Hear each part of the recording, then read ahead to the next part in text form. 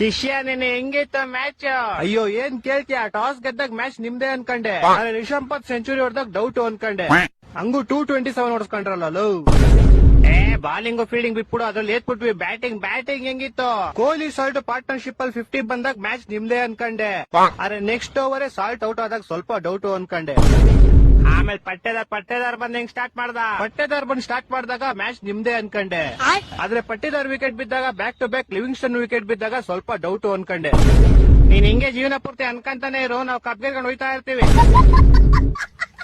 ಯಾವಾಗ Virat Kohli half century ಹೊಡೆದ್ನೋ ಅವಾಗ್ಲೇ ಗೊತ್ತಾಗ್ಬಿಡ್ತು ಮ್ಯಾಚ್ ನಮ್ದೇ ಅಂತ. ಇದುವರೆಗೂ ವಿರಾಟ್ ಕೊಹ್ಲಿ ಹಾಫ್ ಸೆಂಚುರಿ ಹೊಡೆದಿರೋ ಮ್ಯಾಚ್ ನಾವು ಯಾವ್ದು ಸೋತಿಲ್ಲ. ಹೌದಾ? ಹಂಗೆಲ್ಲ ಆಯ್ತಾ? ಇನ್ನೇನ್ ಮತ್ತೆ.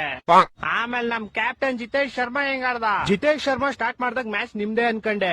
ಅರೆ ಯಾವಾಗ ದಿಗ್ವೇಶ್ ಜಿತೇಶ್ ಶರ್ಮಾ ವಿಕೆಟ್ ತಗ್ಬಿಟ್ಟು ಗ್ರೌಂಡ್ ಮೇಲೆ ಸೈನ್ ಹಾಕೋದ್ನೋ ಅವಾಗ ಸ್ವಲ್ಪ ಡೌಟ್ ಅನ್ಕಂಡೆ. ಆ ಚಪ್ರಿ ಸೈನ್ ಹಾಕಿದ್ ಫುಲ್ ಉರ್ದೋಗ್ಬಿಡ್ತು ನನ್ಗೆ.